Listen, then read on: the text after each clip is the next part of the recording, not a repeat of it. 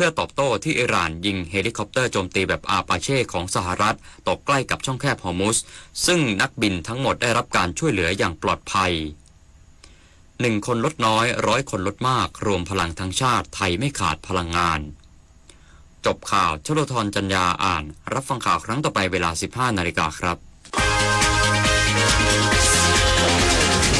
ติดตามข่าวที่นำเสนอไปแล้วได้ที่ www.thainews.prd.go.th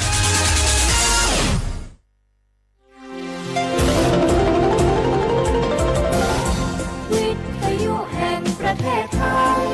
สร้างให้ความรู้มาและความสุข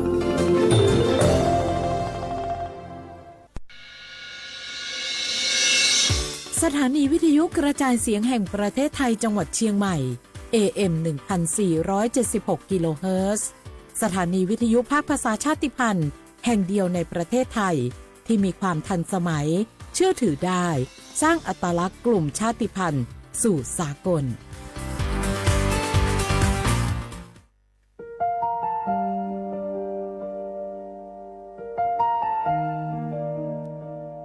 ขอน้อมเกล้าถวายอาลัยสมเด็จพระพันปีหลวงพระแม่แห่งแผ่นดินผู้ทรงเมตตาเหนือเกล้าขอพระองค์เสด็จสู่สวรรคาลัยข้าพระพุทธเจ้าข้าราชการและเจ้าหน้าที่สถานีวิทยุกระจายเสียงแห่งประเทศไทยจังหวัดเชียงใหม่กรมประชาสัมพันธ์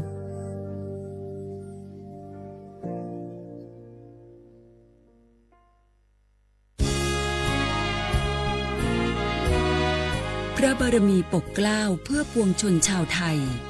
จากพระราชกรณียกิจนานับประการที่พระบาทสมเด็จพระเจ้าอยู่หัวและพระบรมวงศานุวงศ์ทรงทุ่มเทพระวรกายทรงงานอย่างไม่เหน็ดเหนื่อยเพื่อประโยชน์สุขของประสบนิกร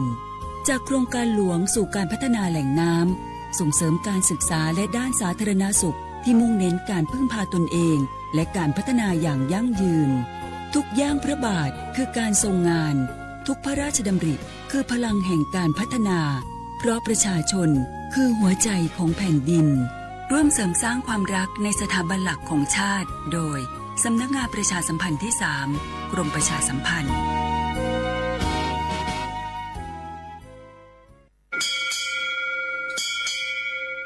โอโบดะจ้าโอมิโชเปอร์เหมอซุนคาป๊อปว่าเมียวจงดูธรรมาสถานีวิทยุภาษาชาติพันธุ์แห่งเดียวในประเทศไทยทันสมัยเชื่อถือได้แล้วพบกันที่สวทเชียงใหม่ AM 1476 กิโลเฮิรตซ์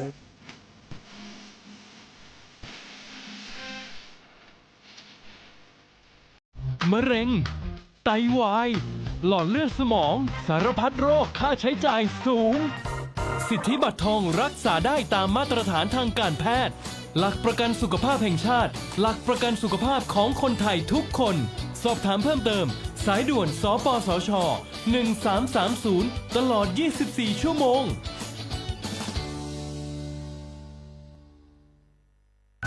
เจ็บป่วยฉุกเฉินวิกฤตอันตรายถึงชีวิตคนไทยทุกคนใช้สิทธิเจ็บป่วยฉุกเฉินวิกฤตเข้ารักษาโรงพยาบาลใกล้ที่สุดได้ทันทีไม่เกิน72ชั่วโมงตามนโยบายรัฐบาลให้ความคุ้มครองสอบถามเพิ่มเติมสายด่วนสปสช1330ตลอด24ชั่วโมงพี่ยังไงดีเจ้าแม่น้องกำลังเข้าสู่ช่วงสูงวัยและจะดูแลเปิ้ลยังไงดีเจ้าหูก่อผู้สูงวัยเปิ้นไม่ได้เท่าเหมือนกันหมดเนอะกลุ่มติดสังคมเนี่ยว่าเปิ้นแก่แต่ใจวัยรุ่นต้องจวนกันออกกำลังกายทำกิจกรรมเวลาปะหมู่ปะฝูงมาใดเปิ้นก็ตึงคึกคักกันกูเตืออันนี้แม่น้องเลยนะวันออกไปขายเห็ดลมที่ตูดกาดแล้ววันนี้นะเปิ้ลก็มีนัดไปที่โรงเรียนผู้สูงอายุแหมซอบอกซอบใจขนาดกลุ่มติดบ้านก็เป็นกลุ่มที่บ่ออกไปไหนต้องแต่งบ้านให้ปลอดภัยเตียวบ่ข้องบ่เต้ามันไปพอไปกอยดูแลเรื่องกับข้าวกับป่าจะได้มาง่อมมาเงานะส่วนกลุ่มสุดท้ายกลุ่มติดเตียงก็ต้องพอต้องกอยบ่ฮื้อลำหูลำตาตึงพลิกตัวทำความสะอาดดูแลอาหารยุกยาและต้องใส่ใจเรื่องของความรู้สึกบ่ฮื้อเปิ้นรู้สึกว่าโดดเดี่ยวฝ ฟังจะอี้ค่อยสบายใจหน่อยเจ้าขอบคุณนักๆเจ้าพี่เดี๋ยวน้องจะปิ๊กไปดูแลแม่ก่อนนะเจ้า และจะไปลืมปามแม่ไปตรวจสุขภาพประจำปีตัวเนอะ เจ้า ดูแลผู้สูงอายุถูกวิธีผู้สูงวัยก็ยิ้มได้ลูกหลานก็สบายใจด้วยความปรารถนาดีจากสำนักงานประชาสัมพันธ์ที่ 3 กรมประชาสัมพันธ์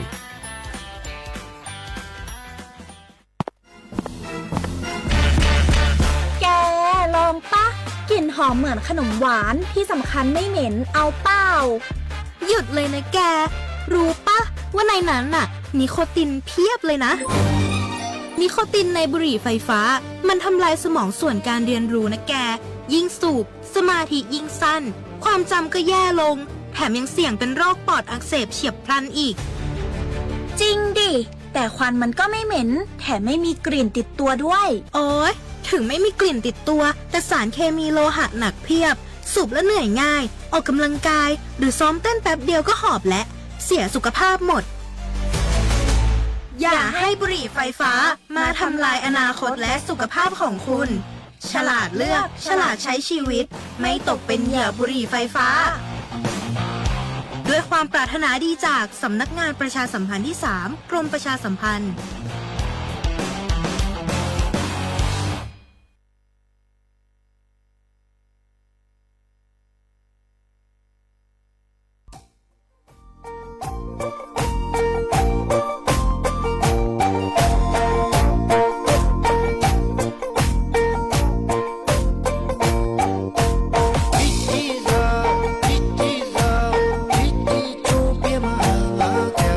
随时小脚马到来。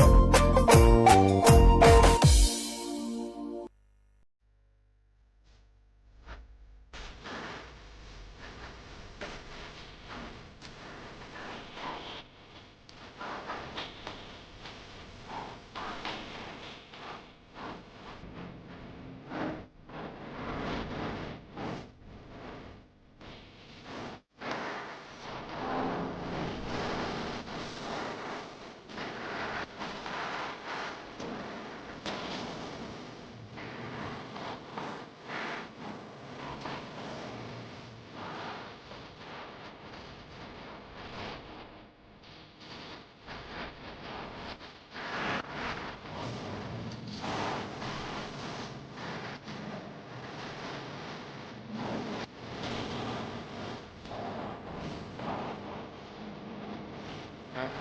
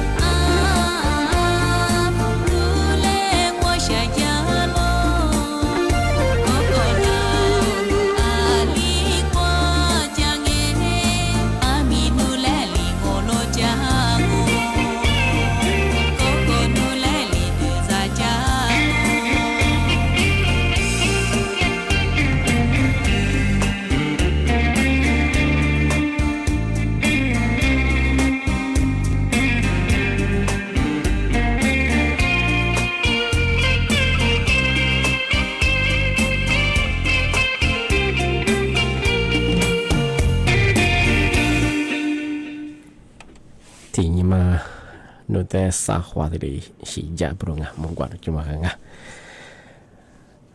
ที่ยังว่าเชื่อว่าถ้าวิธียุให้นาจะสู้งาทลายสู้ติสุดเหอขวางงมาสาว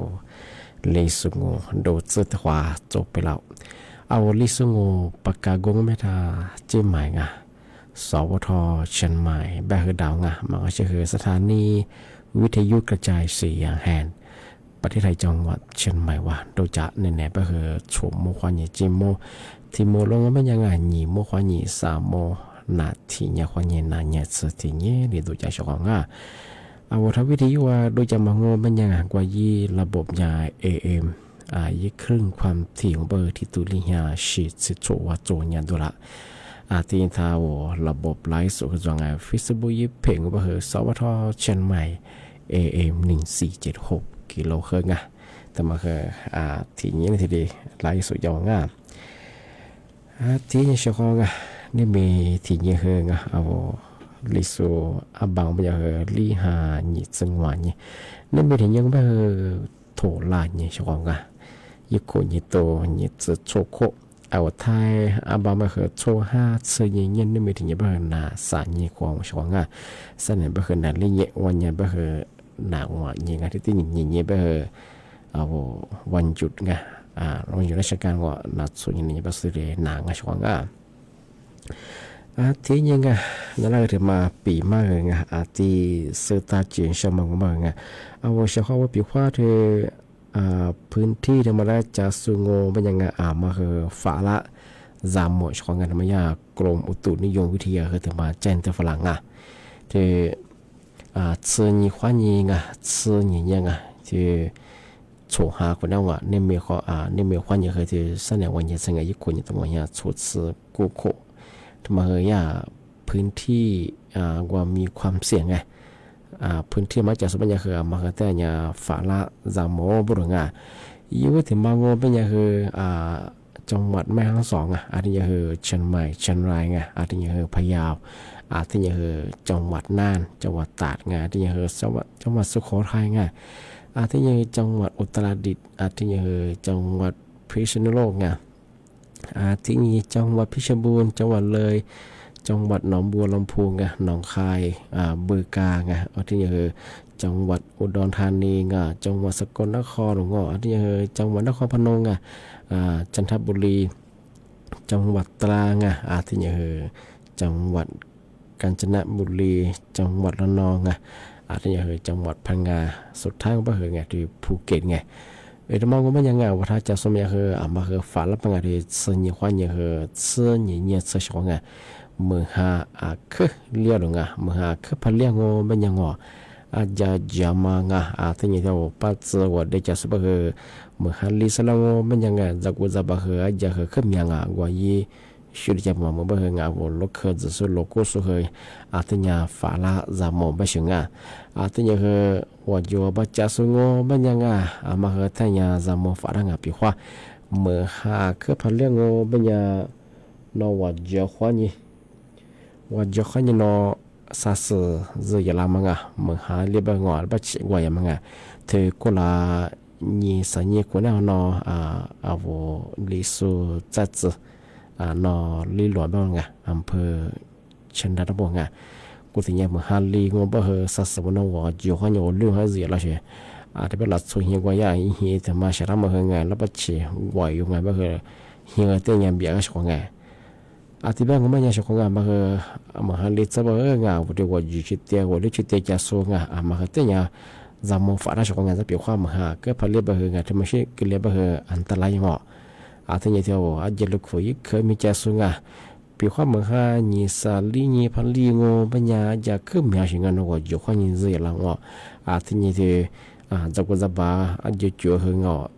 อาจจะมีงานมาคือว่าโลจิโซโลชิโซคือดูสูเฮงมาคือแต่เนี่ยจามงโลชิบะคือตัดตาเนี่ยเชื่อของจะโลชิไม่ใช่แบบกว่ากับตัวเชื่อจะกูยูเชื่อกูบ้างเอาคือชิไม่แบบให้บิดเจียมว่าจะจะช็อกโกแลตมาคือกินง่ายก็จามงของมาสบายง่ายที่มหาลิซาบันเนี่ยคือเดี๋ยวจะเจอมันว่าดีสลายมันรับเฉียงกว่ามาคืออย่างมาคือแต่เนี่ยฟ้าราจามงของ ที่ยังไงที่มาเที่ยวงบ่เคยงานว่าเคยถึงมานะล่ะปีมาที่สตาร์จีนใช่ชอบพุ่นมายาตันหนุงตำรวจไซเบอร์มาแจ้งเตือนละเมื่อสังโง่ปัญญาทีมมุลงปัญญาคือเหมือนซาคือซาชอบบ่ที่บ้านงปัญญาบ่คือยีแอคนหนึ่งเชื่อว่ายีแอหนึ่งคือแต่แหลงห้อเป็นยังไงอันบอกที่เกิดที่ว่าเขาบอกว่า Facebook ความแบบ TikTok ความแบบว่ายีแอความว่ามันคือรวยชอบงานที่บ้านงปัญญาชอบงานมาซาแอผีบ่ล่ะว่าลิโซเขาเป็นยังคือว่าแอหนีไปยังไงเอทมองก็แม่ที่ยากลุ่มมิชาชีไงหลัดสมมาคาสุดมาเฮยเอทมาแต่ละนี่ก็ว่าลาเชียงว่าลาเชียงที่บ้านก็ไม่ยังเชียงมาเฮว่าชีวะเฮแต่จานีแต่สงสัยยี่ไปเชียงยี่ผีงอบ่เฮที่ช่วยเลยว่ามันซ้อมาซ้อนยี่มันไทยเชียงมาสาเหตุยี่บ้างคือเนี่ยอันตรายไม่เชื่อชาวบ้านจะสนมาว่าว่าจะส่วนยังมาสัญญามาว่ามันเบิ่งมาสัญญาชาติเบิ่งถึงแล้วก็ชาเบิ่งมาผีผีว่าเสียงว่าถึงมังเป็นยังมังบ่เทกว่าFacebook เพจดิชชาเนี่ยกว่าสู่แต่ละเนี่ยโลยังมาโฆษณายังมางอปีขว้างปีขว้างติเครื่องมางอเป็นยัง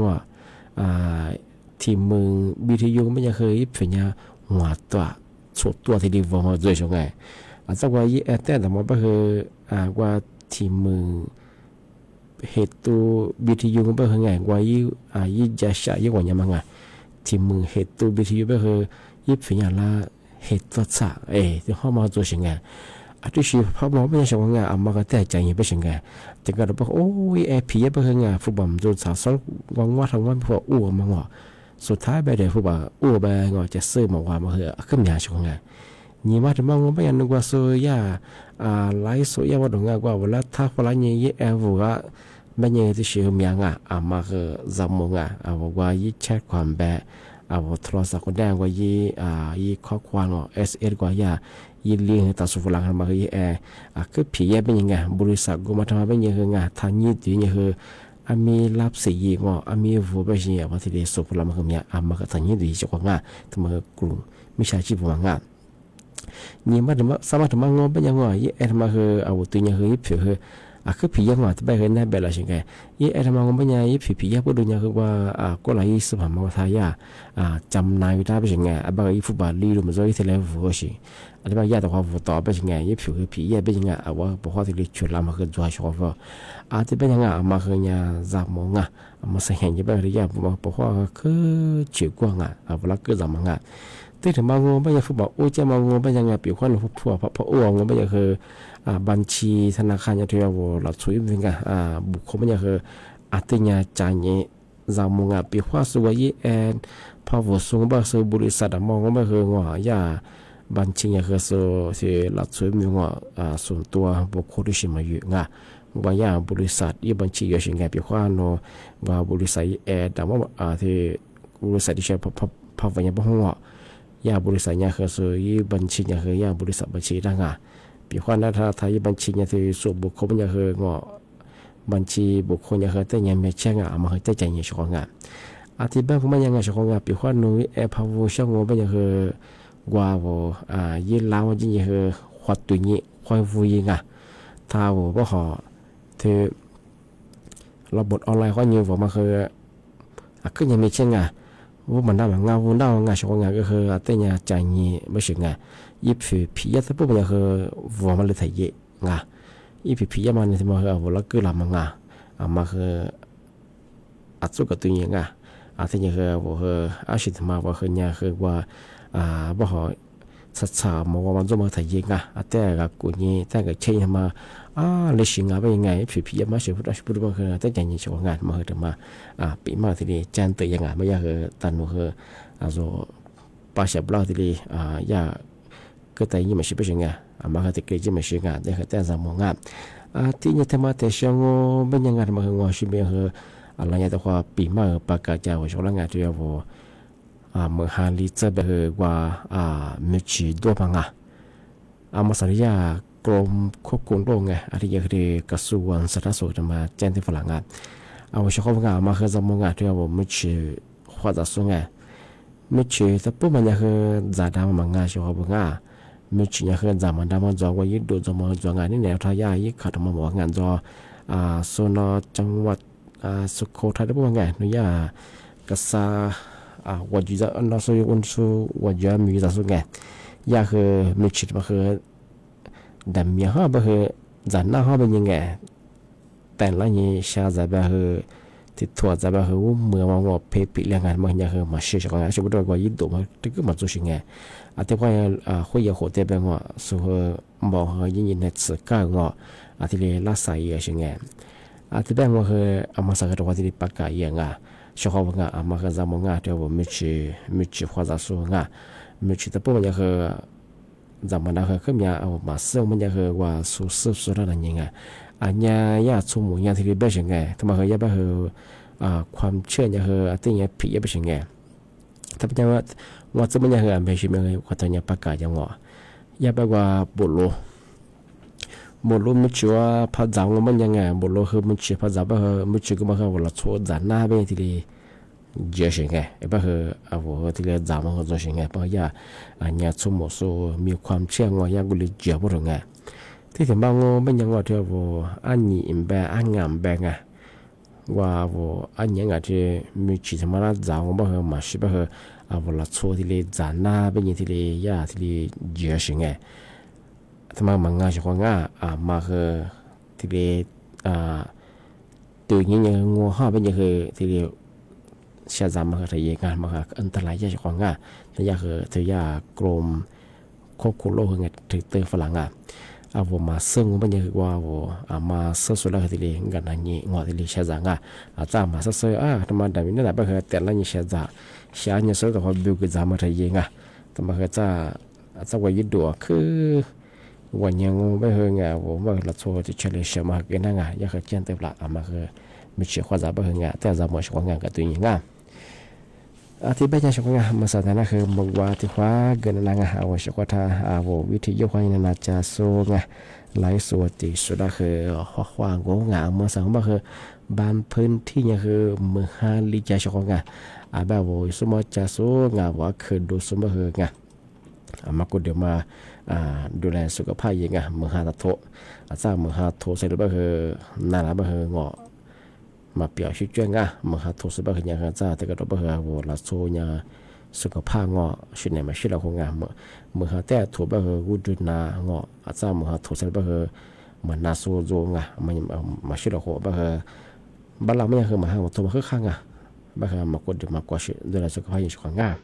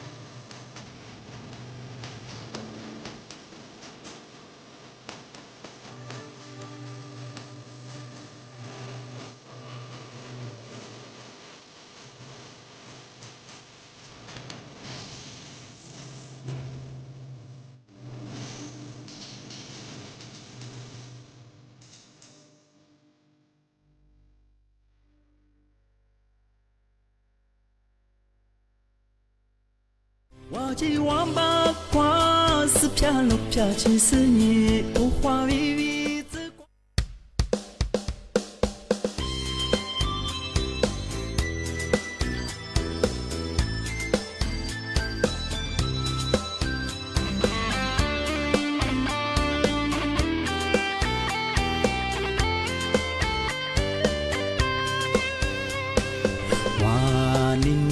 你是几几绕，努阿次在带来你暖呀，马的咱喵喵比我老爹，浮华没人家一浪哦。哇，你那么你是几几绕，若提马提木瓜嗲阿咪，你是努若阿是你躺下。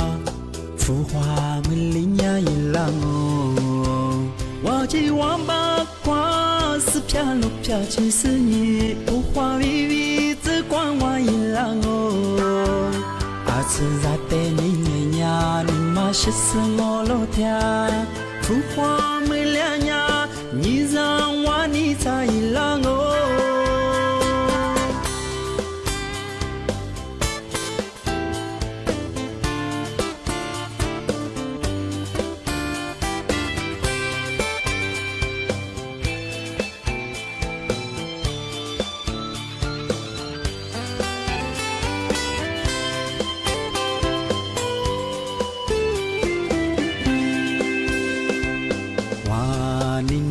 你是几几绕，努阿次在带来你暖呀，马的咱喵喵比我老爹，浮华没人家一浪哦。哇，你那么你是几几绕，若提马提木瓜嗲阿咪，你是努若阿是你躺下。浮华没人家一浪哦，我这王八瓜是飘落飘进思念，浮华微微只光我一浪哦。阿次在带你呀，你妈是死我老天，浮华没两呀，你让我你在一浪哦。我这王八瓜是飘落飘进思念，浮华微微。只光我一浪哦，阿次在带你呀，你妈是死我老天，浮华没两呀，你让我你在一浪哦。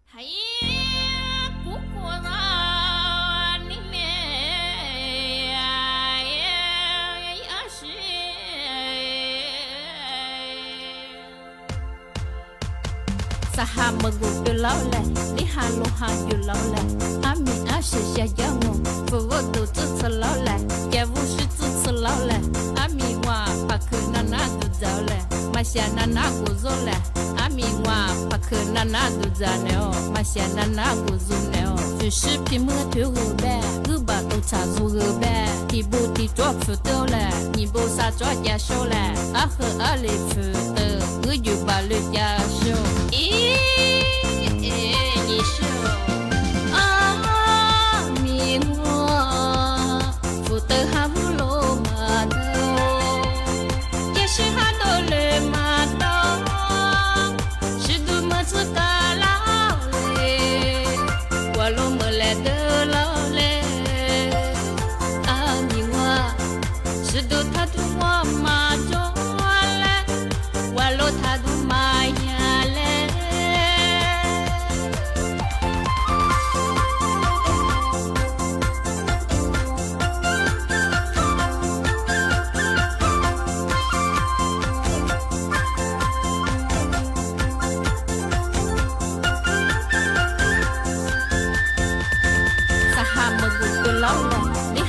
哈有老来，阿米阿是下要么，不我都支持老来，也不是支持老来，阿米话把克那那都走来，马下那那go走来，阿米话把克那那都走了，马下那那go走了，就是皮么头后呗，都把都插住后呗，你不地多不到来，你不啥做家手来，阿和阿里夫的，我就把了家手，咦。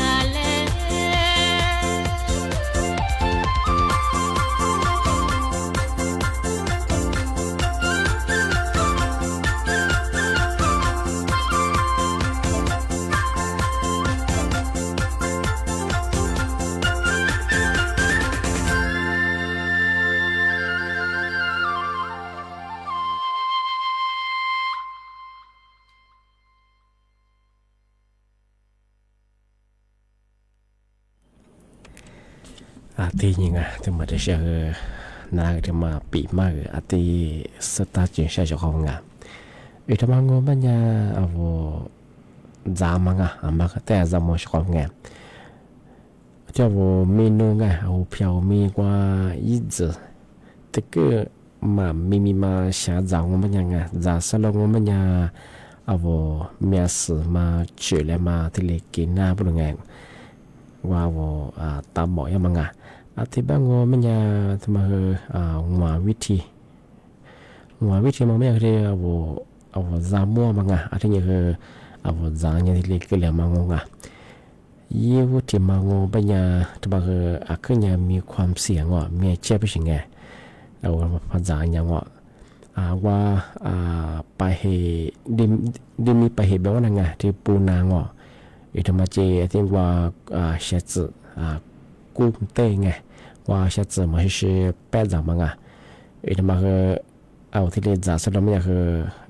ยี่โอกาสไงที่มีสื่อชื่อแล้วมาที่เรียนกินนะบ้างนี่มาที่มังโง่ไม่ยากเอาอาชีชาจากเฮงากว่าอาจารย์ชาเลยมาความยิ่งที่เรียนโจชาสื่อนี่ที่เรียนชาจ้าที่เรียนความจ่าพูดถึงที่ถึงมังโง่ไม่ยากชอบความทำไมคือเอาโอเพียวมีชาจ้าจากงไม่ยากเราหวานนาทีสื่อจุดที่เรียนชาจีเป็นไงว่ายี่ชาเสียมันไงที่จ้าเนี่ยตัวเราหวานนาทีสื่อที่ชาจีนี่ที่จ่าไปสิไง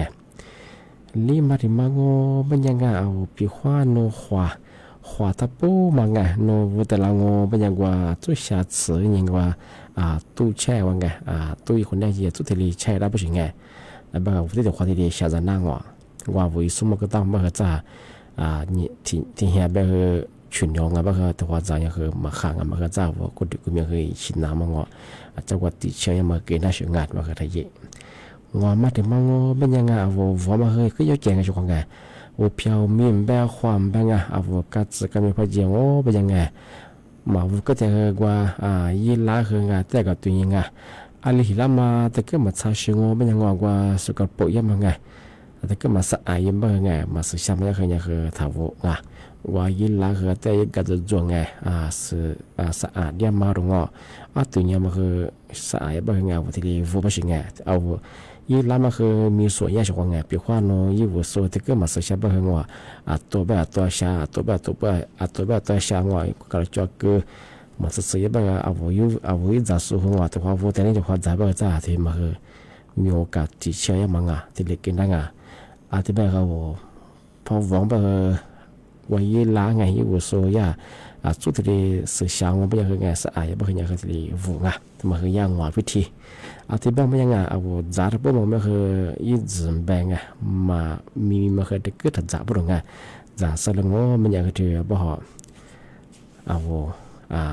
เมียเสือที่มาคือที่ช่วยนะบ้างย่าบ่คือมีความเสียมาด้วยปูนาด้วยกว่าไปเหตุดีมีที่นี่คือกุ้งกูเต้บ้างดีกว่า我下次มามีไป怎么ที่นี่คือมืดปลาหมึกธรรมดามาคือสร้างสื่อแบบชงมาคือมีโอกาสที่เสียว่าผมไม่สุดจุดแล้วมันมีจะใช้ได้เป็นอะไรบ้างคือทำไมหัวจุดที่เลยในนายยังช่วยงานบ้างคือว่า学和杂合的种做下次你做家面的เลย咋办花子和的种学花子不帮和我的一直嘛和杂事了我不和过来那比嘛学我面是我面是去了嘛喏对不好我那不了嘛โรคไข้หูดัดนับปบุญนาเกิดเลยมาจะเห็นจะความจะเกิดความชีที่แปดจะสลิมบางคนจามาก็ยังก็โจ้ที่ลีชาจามิลีที่ลีชาจางชวงวันนี้จะมาก็จะสลิมก็จะกุจะมาขากิเลงทั้งหมดทั้งมาที่ลีปีบ้างเช่นตัวช่างที่แปดก็มาอย่างชวงนะปีมามาคือที่เลี้ยงมาสบายว่าลิสุงก็มาคือยี่เวลาอยู่ให้กุเลจ้องว่าชัวร์ท่าวิธีอยู่ห้อยนั่นจะโซไล่สวดที่สุดคือหมองแต่บางที่แต่ความหมดเลยความวันแรกการลิสุงก็มาคือไหนบางสมมติความยิ่งเจโมที่มเราก็ไม่อยากคือหนีพวกความยิ่งสามงนาทีนี้ความยิ่งนาเนี่ยเสือที่นี้ที่เรียนตัวจังว่าชัวร์คือบุมงที่บางทัศน์เนี่ยนะที่ว่าข้าสวัสดีครับ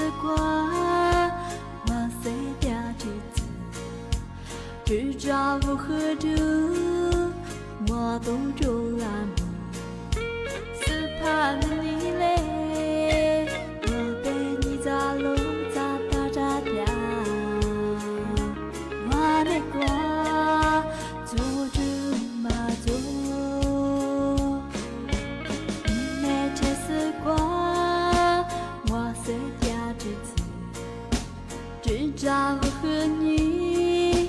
鸟比都完美。只怕你嘞，我对你家路咋打咋掉，我那个走的那走，我三你娘，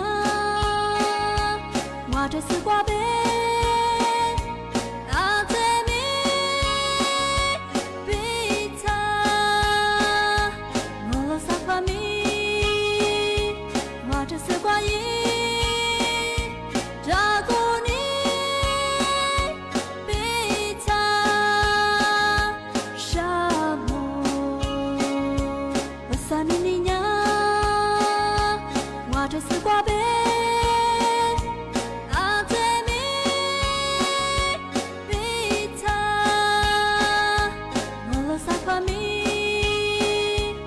这是关于